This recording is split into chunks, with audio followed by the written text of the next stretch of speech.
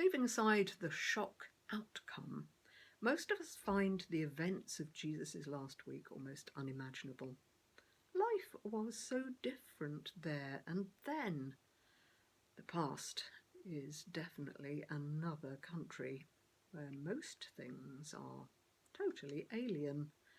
Going there is made much harder by having 4 differing accounts, apparently written much later by people no one can confidently identify now. The last author, however, is generally thought to have been a member of Jesus' inner circle, a former Galilean fisherman, name of John.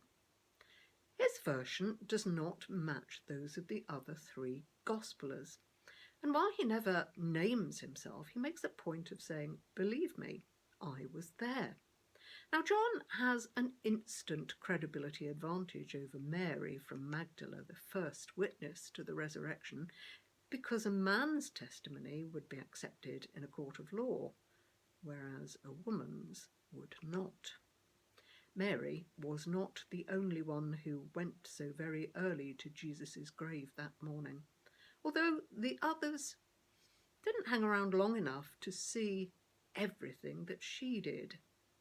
But one of the 2 she'd called on for backup had an analytical eye and an under-the-surface tendency to contemplate God's part in it all.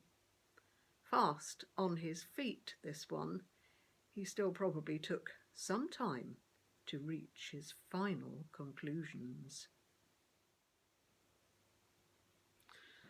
Taxes apart, death is life's number 1 certainty, right?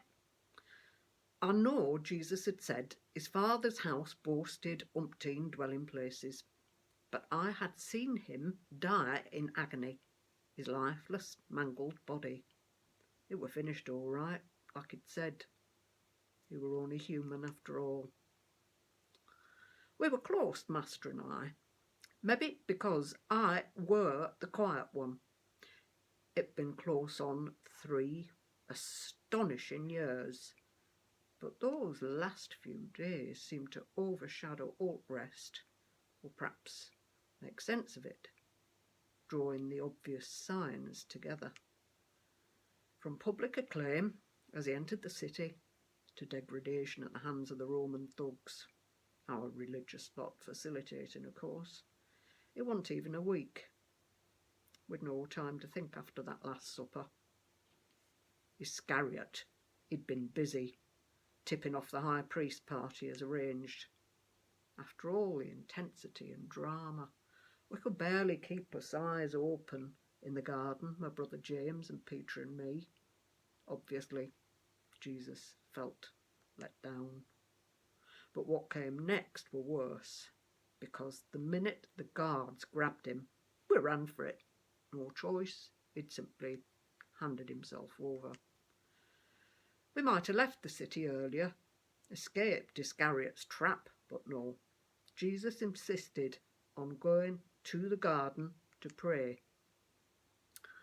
Everything went into freefall then. We were terrified, jumping at shadows as we crept back to the safe house in 1s and 2s, except for Peter, of course. We knew what had happened when he turned up after dawn. He couldn't stop crying. Not his style at all. He didn't go with us then to Golgotha. Couldn't bear it. Never mind the chance of crosses with us names on. But there was something else. Something awful had happened at the high priest's house. He didn't tell me what till the journey home. He were a man of contradictions, were Peter, but knowing he'd denied even knowing Jesus, he couldn't stand and look on while he hung there dying. Our powerlessness seemed nothing next to his guilt and shame. But even I'd run. Instinct, I suppose, fight or flight. I can't describe those final hours, not yet. One day, maybe. His ma? Well, she'd be my mother now. He said as much. I brought her back after. There were a last-minute rush to bury Jesus, nearly sunset, special day ahead. Robbed of all meaning now. So it weren't the next morning, but the one after that. We seemed to have lost all track of time. There were no point really going to bed, but we were practically out on his feet. It was just starting to get light. Peter and I were talking in low whispers about when it might be safe to head back north.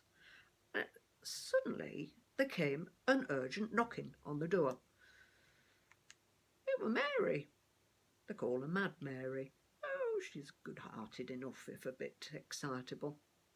Her face was white, a headscarf all askew, she could hardly speak. "He's gone," she stammered. "Who?" "Jesus. His body. Tomb's been opened. It's empty." She was that agitated. Further questioning be futile. So, dragging his cloaks on, we followed her back to the cemetery. We were nearly there. I couldn't wait any longer, so I put on a sprint. She were right, whatever we thought. She could never have moved that stone by herself. I were rooted to the spot, facing into that deep darkness, which had finally overcome the light of the world. Nothing outside, mind, looked disturbed except the stone. I tried to rationalise it, to remember all he'd said to us. My heart were racing. But then Pete comes barging straight past me into the chamber itself. That were more like him. He shouted that there were nothing there except the linen. He showed me. We were unnerved then, all right. Someone had taken Jesus' body. We begged Mary to come away, but she wouldn't budge. Crying now. We were wasting us breath. Anyway, we hadn't been back long. Frantic knocking again. Louder. "What now?" She looked even more bedraggled. But that expression on her face, it wasn't horror nor fear. It were excitement. "I've seen him. Jesus, he's alive. I thought it were the gardener at first, but he said I must come and tell you." We didn't believe her. Not then. Even after Lazarus, who came back from that. Mind, didn't take me long to realise once we'd seen him too. He was God's son, and keeping quiet, that were not going to be an option.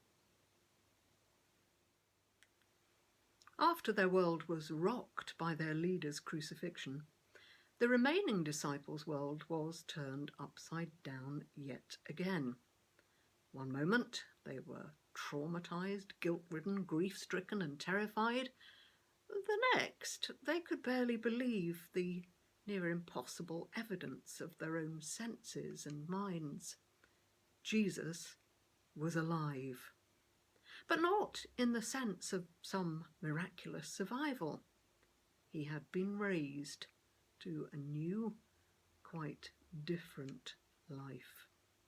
The minute they thought that their involvement in God's mission was over, it was starting afresh. The time was approaching for the Master's work to be delegated completely to a rag-bag of unspectacular individuals from an obscure corner of the world. Whatever John's life had been before, his experiences at Jesus' side, even up to his final breath, would change everything. The need to heal the world through its people hadn't simply gone away. What happened to those chosen few is how Jesus still works. First, he comes to share our lives. Then he transforms them. The sense his friend was only just beginning to make of it all could not remain unspoken, however long it took for it to become part of the world's all-time #1 bestseller.